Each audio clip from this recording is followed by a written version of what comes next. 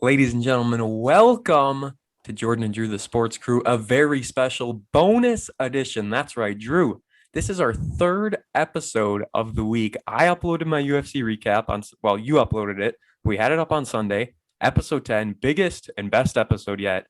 And now here we are, Thursday, our Bucks bonus edition. Drew, how are you doing on this fine Tuesday night as we're recording? I'm doing great. I'm really excited to talk some Bucks. I'm glad they got the 3 seed. Might not be the 2, but oh well. And we have a very special guest to talk about Bucks with.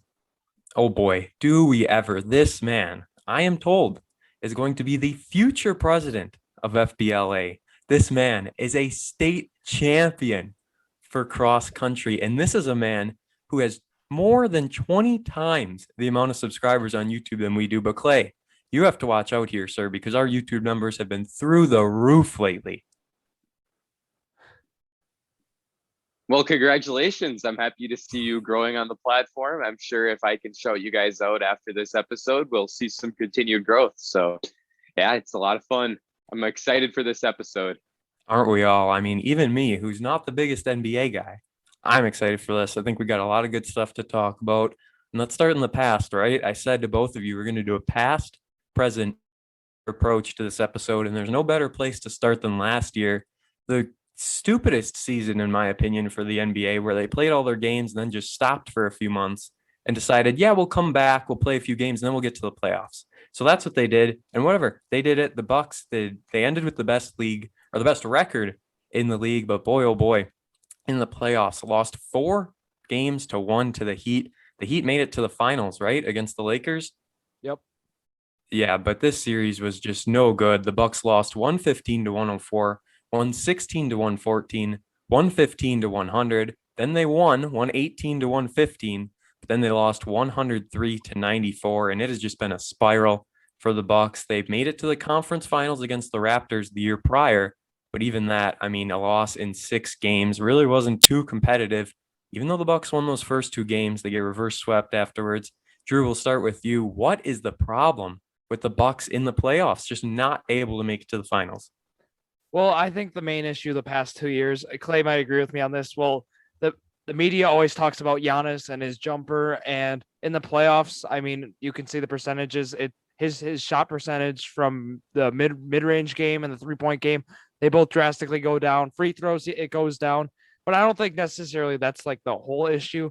I'm talking like Eric Bledsoe the past 2 postseasons has been horrific.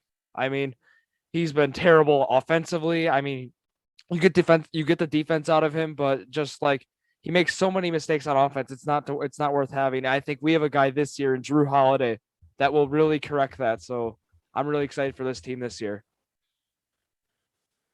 Yeah, I totally agree with that, Drew.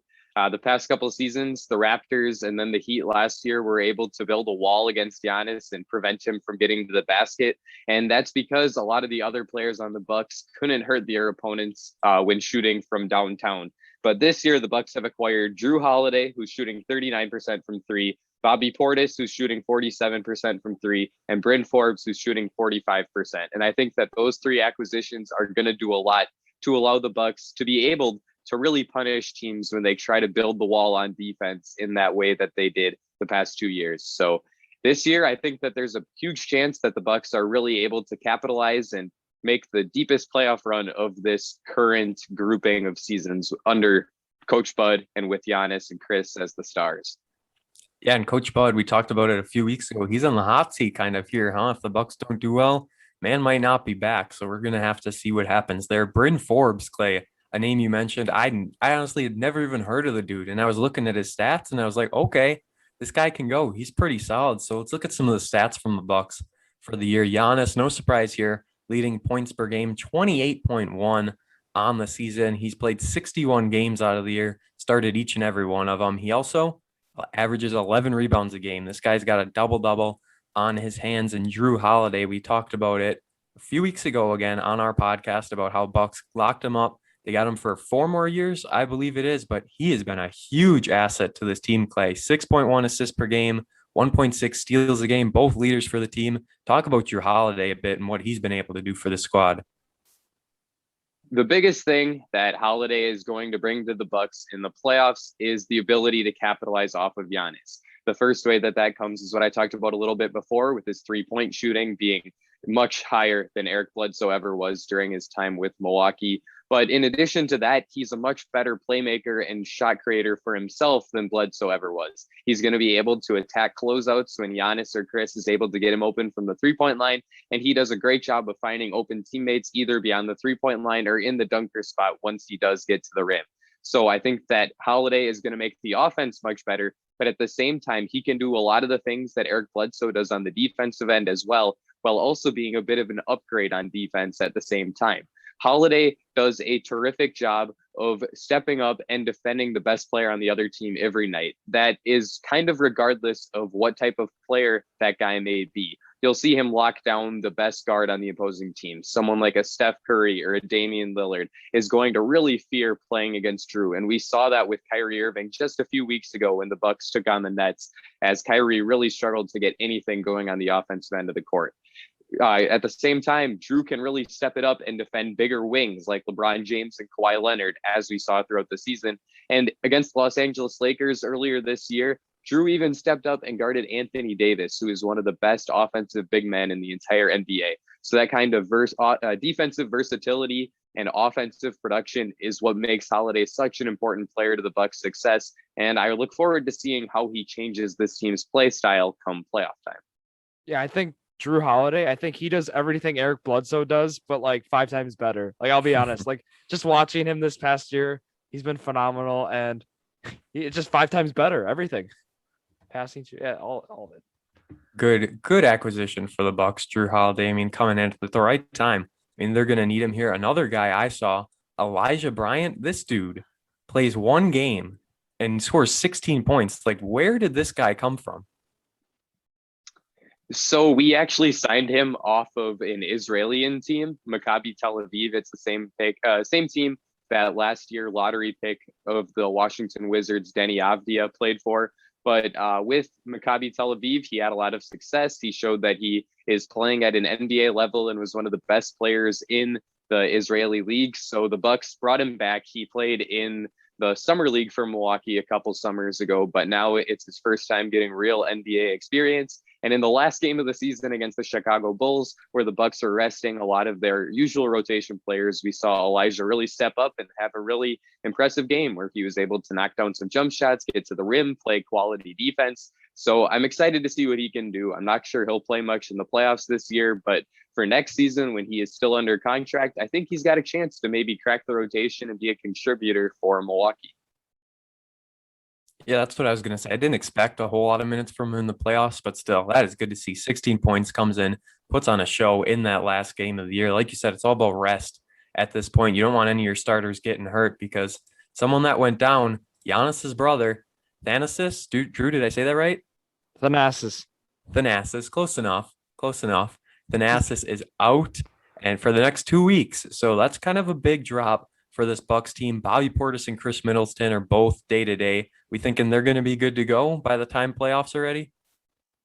Yeah, right. I'd say most likely, yes. Yeah. Good signs all around there. And so one other guy I wanted to mention real quick, Brook Lopez. This guy has played 70 games, and he started each and every one of them. You want to talk about a workhorse and a guy who is putting in the minutes for this team. 12.3 points per game for Brook, averages 5 boards a game. I mean, this guy, center, tall, Bucks player. Drew, what do you got to say about Brook Lopez? Well, I enjoyed watching Brook Lopez this past year. I mean, 1.5 blocks per game. He led the team as well, but just watching Brook from the bubble and this year, and even like I'm going back to like last year, it wasn't really like the same Brook that we saw all the time. And I know Clay did a video about the Brook Lopez regression, right? If I'm not mistaken. Yeah, a couple months ago, I talked about Brook.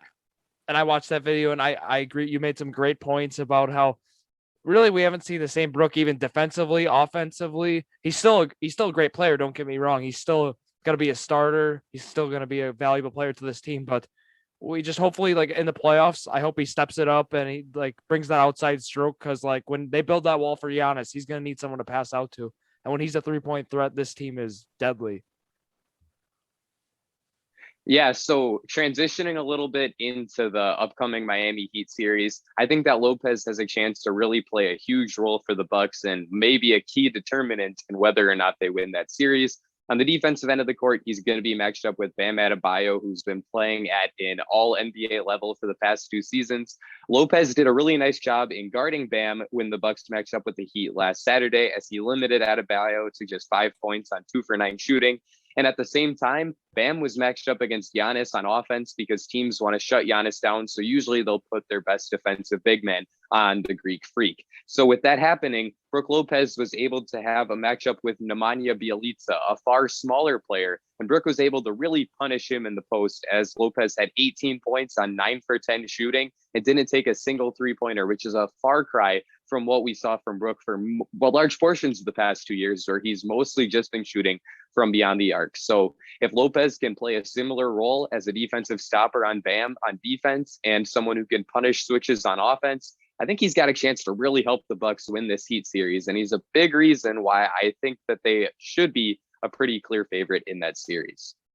Yes, let's talk about that a bit moving into the upcoming series with the Heat Saturday. So just 2 days from now, first game gets underway, Bucks versus Heat. The teams have played 3 games against each other this year, back on December 29th and 30th.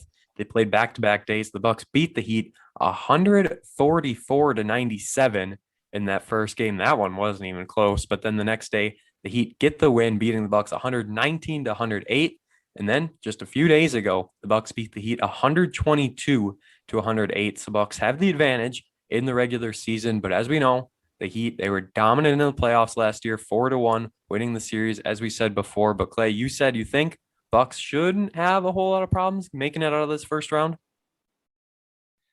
I feel pretty confident. Now, as my title in the YouTube verse would indicate, I am a bit of an optimist. My name is the Bucks Believer, and usually I believe in this team more than I think most fans do. But in general, I think that Milwaukee has a great chance to knock off Miami. They have acquired Drew Holiday, who is probably going to be the primary defender on Jimmy Butler for large portions of this series. And I think that Drew's physicality is going to give him the chance to really slow down what Jimmy wants to do on the offensive end of the court.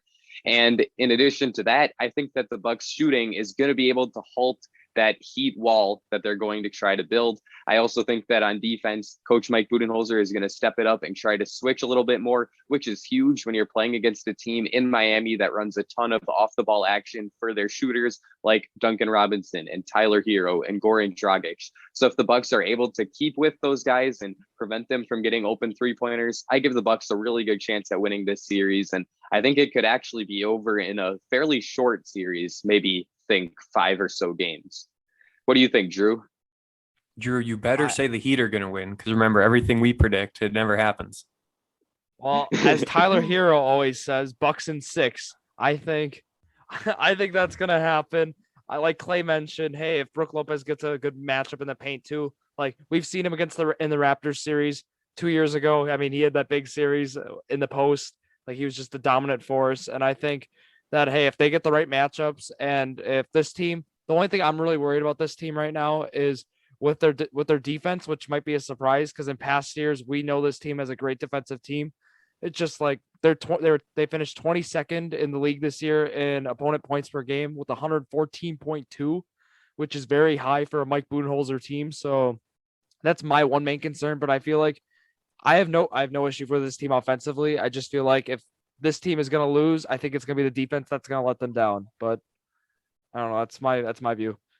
I agree. I don't think the Heat are going to take it here to open. I think it'll be Bucks in 5, 6. I don't think it goes 7, potentially, but I mean, that just depends if the Bucks get off to like a really slow start. I think the Bucks have it in the first round. We'll talk more about the playoffs here coming up, but first, Drew Skyberg, you, sir, have some awards you want to give away. We love our awards on this podcast.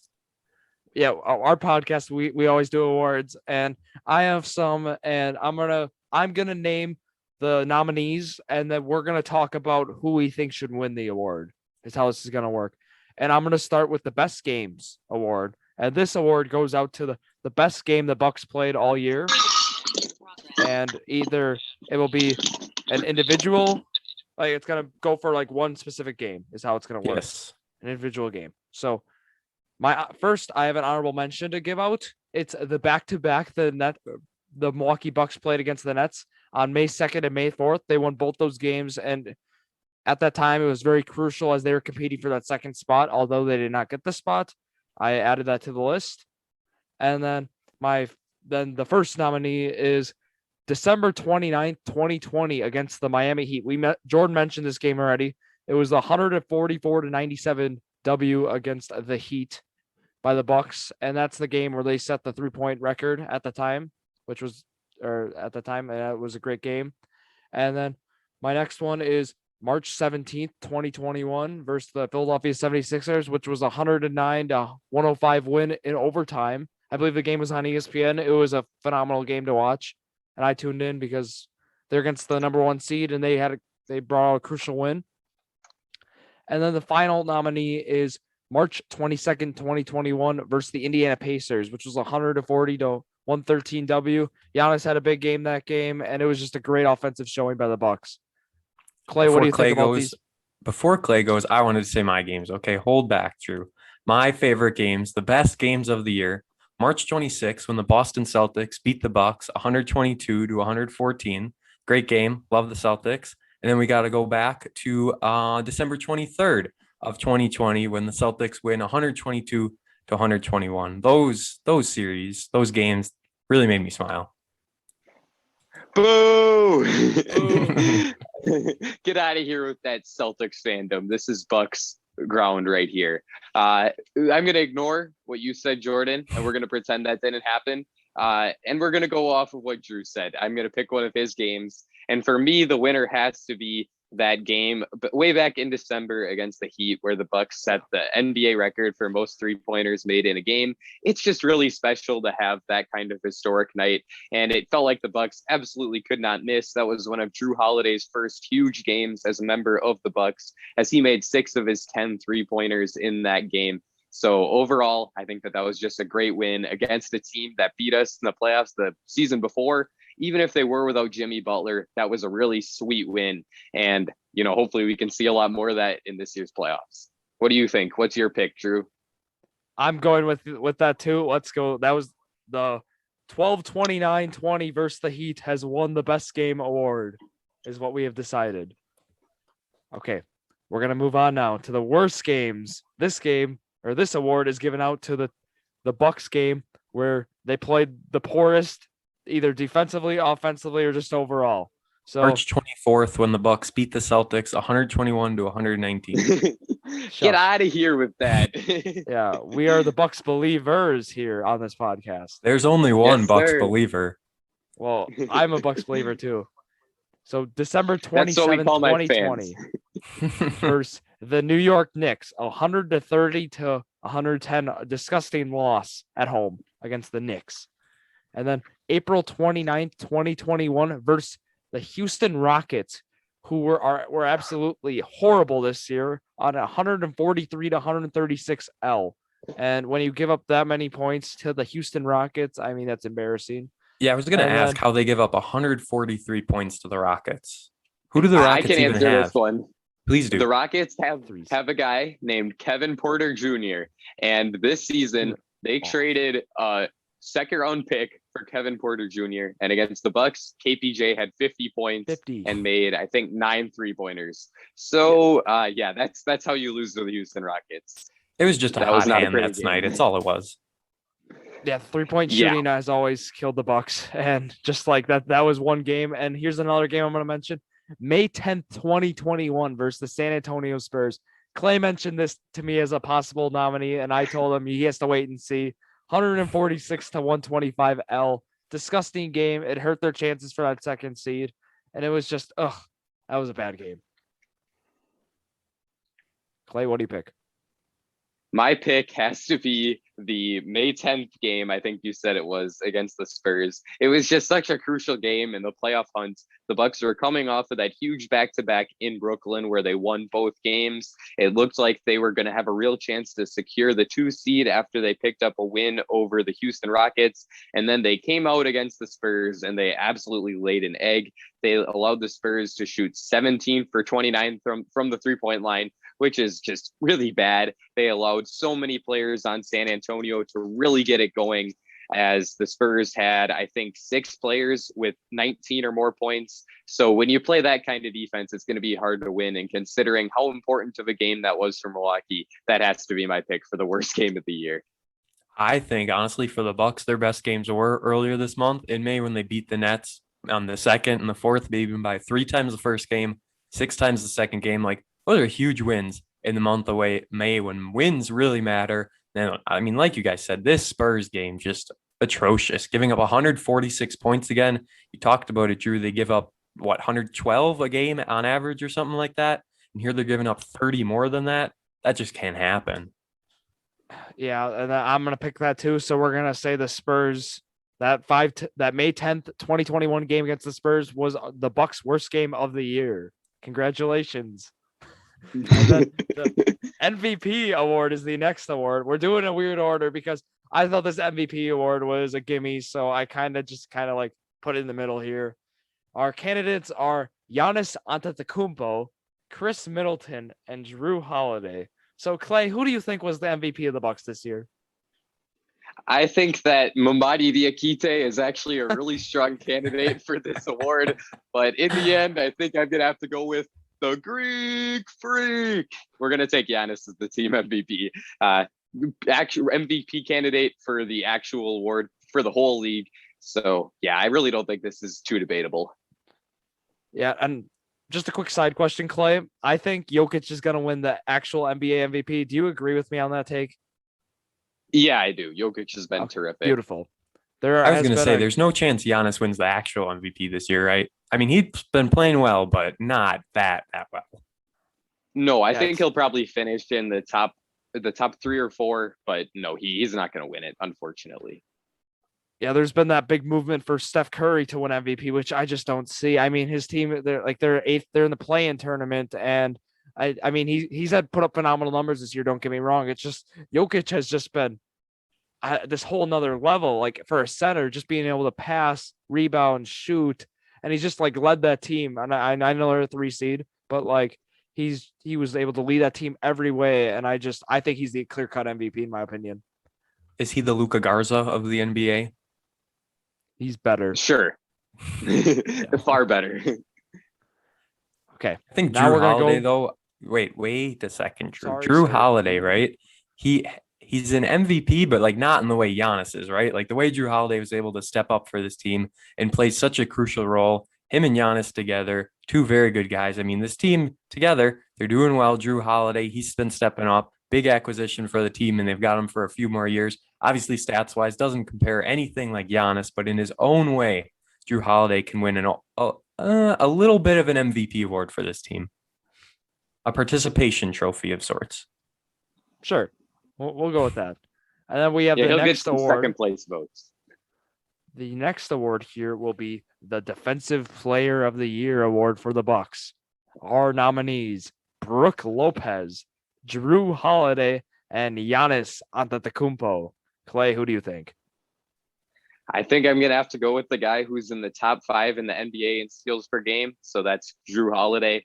Drew and Giannis are both terrific defenders. I think they'll both end up making all defensive teams when the awards come out later this year. But I think that what Drew does as an on-ball defender is just a little bit more impactful than what Giannis does as an off-ball defender, that he's able to lock up the best player on the opposing team every night and put a lot of pressure on opposing offenses to not turn the ball over is really key to what the Bucks do defensively. So I'm going to pick Drew Holiday to win this award.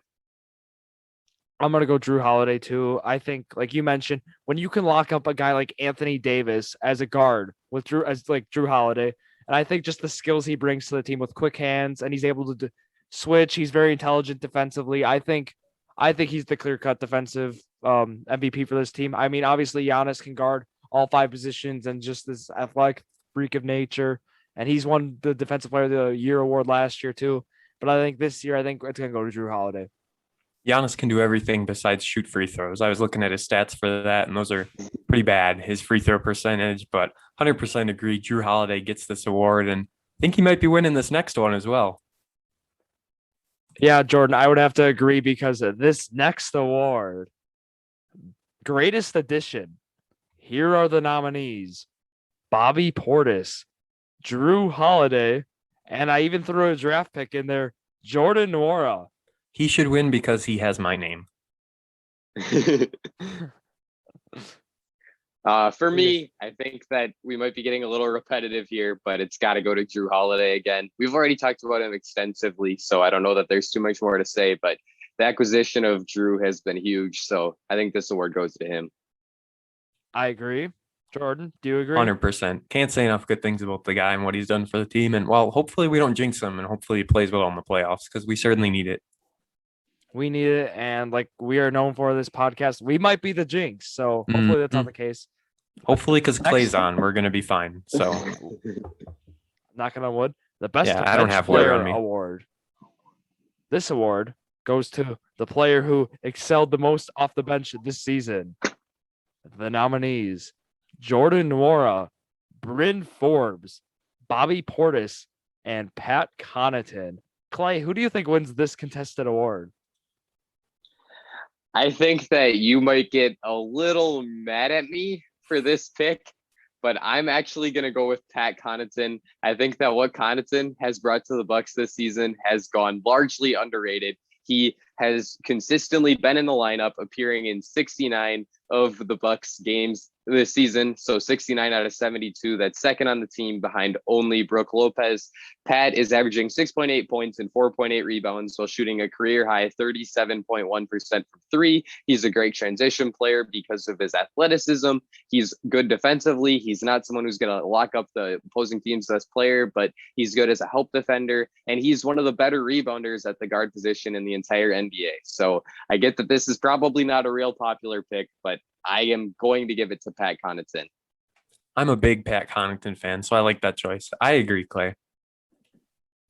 I am okay with Pat Connaughton winning this award. I just want to make my argument for my boy Bobby Portis. I just want to make this argument for him. He has had a phenomenal year off the bench, in my opinion. And I got his stats up right now too. You know, and like you mentioned, he shot 47% from three this season, which I thought was phenomenal for a guy who came over from the Bulls. And I thought he had a great year with that. 11 points a game, like I said, 7 rebounds. I thought his impact on the bench was great offensively and like defensively with some of his great moments he had. But I can see how you guys can make the argument for Pat Connaughton because he's kind of like that glue guy, in my opinion. He's kind of the guy that just brings the team together. So I am okay with Pat Connaughton winning this award. I mean, not a lot, like Bucks Twitter is not a big fan of him at times for some of his moments, but we can give this to Pat Connaughton. Don't forget about Bryn Forbes either. I mean, I feel this guy flies under the radar a little bit. He's played in 70 games, so more than Pat Connaughton even. He's only started 10 of them. Oops. So, I mean, you're looking at, yeah, I got you, Clay. I caught you there.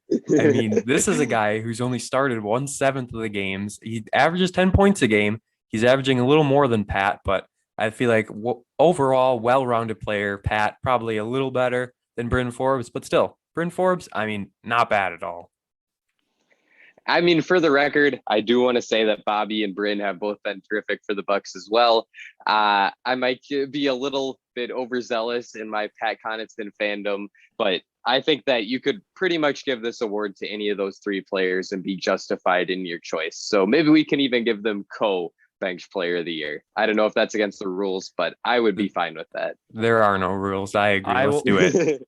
Let's make it official. The bench players of the year: Bryn Forbes, Bobby Portis, and Pat Connaughton. Let's go. Hey, I mean, if we had stats of the week the other week on the podcast, we can certainly have more than one award winner here. Okay. I agree, Jordan. Here's the final award. Best rookie. This award goes out to the most outstanding rookie in the Bucks uniform this past season. Here are the nominees: Jordon Lawrenz, Sam Merrill, and Mamadi Diakite. Very exciting picks there. Clay, who do you think should win this award? This is kind of a tough award to give out because Merrill and Nora each played 30 games and Diakite played 14. So we're kind of working with a small sample size with these three guys. In the end, I think Sam Merrill will be the best player of these three, but when we're only talking about their rookie seasons, it's pretty hard not to give this award to Jordon Nora.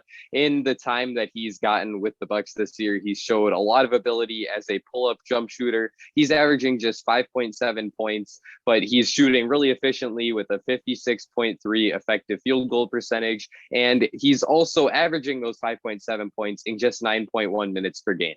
So if he starts to see an increased role in coming seasons, I think that we could see him really break out and prove to be a player kind of similar to what Gary Trent Jr. brings to the Toronto Raptors as a really good jump shooter who has some defensive versatility and can also attack closeouts on offense. So I think this award goes to Jordon Nora for me.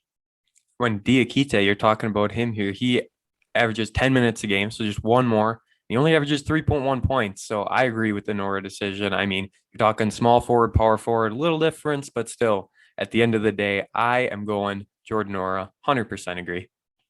I think with Nora, I think the last game against the Bulls, I know, granted, there's a lot of guys sitting out. I think that game really solidified his Jordan and Drew the Sports Crew Rookie of the Year campaign with a performance like that. So I am happy to name Jordon Nora as the Bucks Rookie of the Year. Let's do it. 34 points and 14 rebounds in that last game. So yeah, he was terrific for the Bucks. So I think that, yeah, he's deserving. And that wraps up the Bucks Awards show. So now we're going to preview the playoffs, and we're also going to talk about the play-in tournament. So Jordan, yes, would you like to explain the play-in tournament to our audience? I got this. I spent all day studying, all day preparing so I can try and get this right. Okay. So in the play-in tournament, which actually started tonight, Tuesday night, as we're recording, the 7 seed is playing the 8 seed. All right. So the Boston Celtics and the Washington Wizards are going at it. The winner of that game will play the 2 seed. So the winner of that will play the Brooklyn Nets. The loser of this game goes into game 3 of the play-in. So, I mean, if you're the Nets, or not the Nets, the Celtics or the Wizards, you got 2 chances to get into the playoffs. Now, the Indiana Pacers and the Charlotte Hornets are playing in the second play-in game, which actually ended. The Pacers won, right? Yep.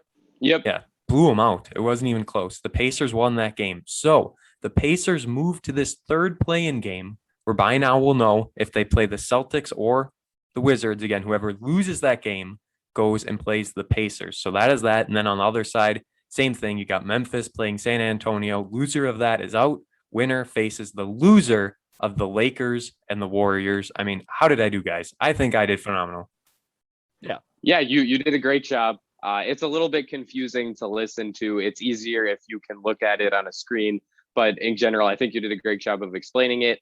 Out of these teams, I think that the most dangerous to go on a long playoff run would be the Wizards. They've been playing some really great basketball over the past couple of weeks. They had, I believe, a 9-game win streak a couple of weeks ago. And with Russell Westbrook playing some of the best basketball of his career recently and Bradley Beal finishing second in the league in points per game, I think that this team could potentially really challenge a team like the Nets or the 76ers in the first round of the playoffs. That game is tied 35-35 as we're speaking, but obviously by now we'll know the end. So that's a close one.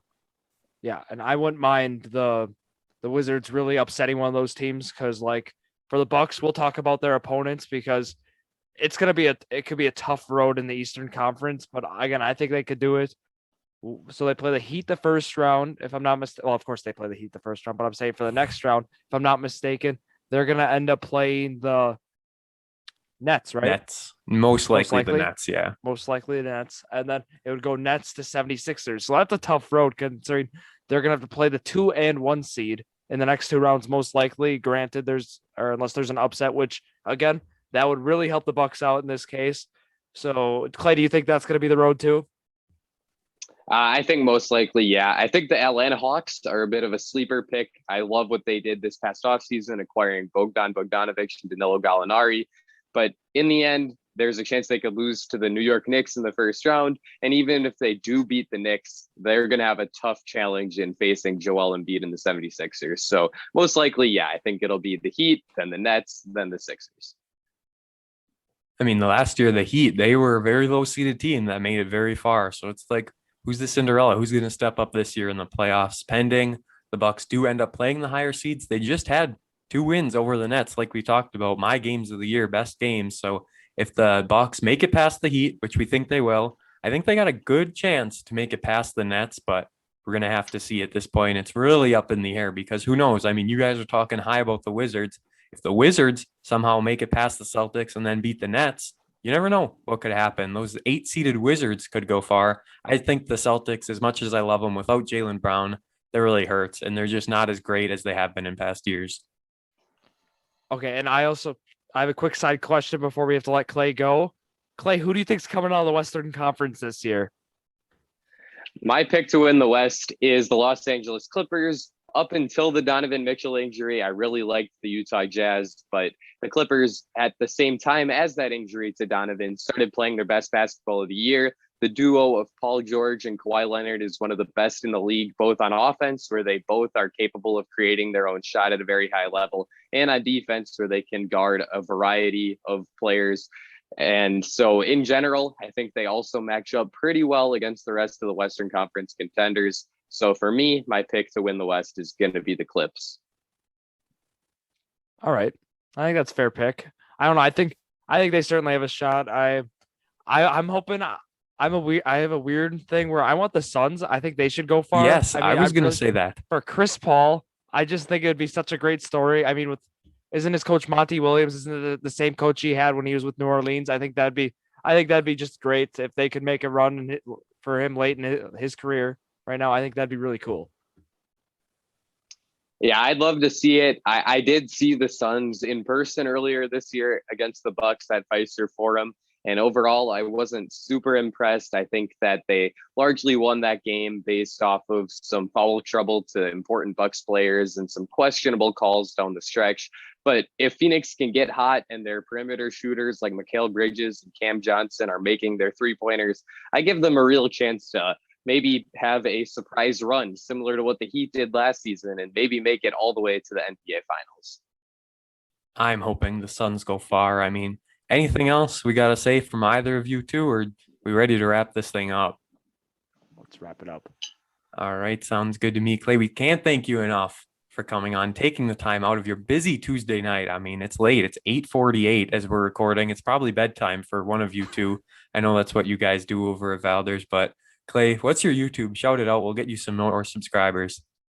My YouTube is the Bucks Believer. I cover pretty much every game for the Bucks, and I think that I provide some pretty solid in-depth analysis into what the team's trying to do. So if you're a fan of all things Bucks, go ahead and check me out over on YouTube. Yeah, and I think Clay does a great job on his YouTube. I just want to comment on it. He goes really, like he said, he goes really in depth. And if like you want to learn, if you can't watch the Bucks game, this is at least personally for me. Like if I'm busy one night and I can't watch the Bucks game, the Bucks Believer is there for me. He posts a video right after the game. He lets me know how they did. He gives me some of his opinions, some things he noticed about the team, and it's just I don't know. If you can't watch the 2 hour so game, you got like a 15-minute recap there for you that really breaks down like what happened in the game, and it's a great channel. So I highly recommend it as well. Can't say enough good things about you, Clay. Thanks for coming on. Hopefully we'll have you back. I mean, hey, if the Bucks make a deep run, well, you know we're bringing you back right on, and we can hopefully preview the finals or something. Maybe. I don't want to get too far ahead of myself now. I probably just jinxed it. So, Drew, what's your new Twitter? I know you changed it. Yeah, so my Twitter is just like my Snap, Drew Skyberg, all lowercase together, DREWSKYBERG. Perfect. And you can follow me on Twitter at Jordon Law, JORDONLAW_PXP. That wraps it up. A lengthy but good bonus edition of Jordan and Drew, the Sports Crew, the perfect podcast for you.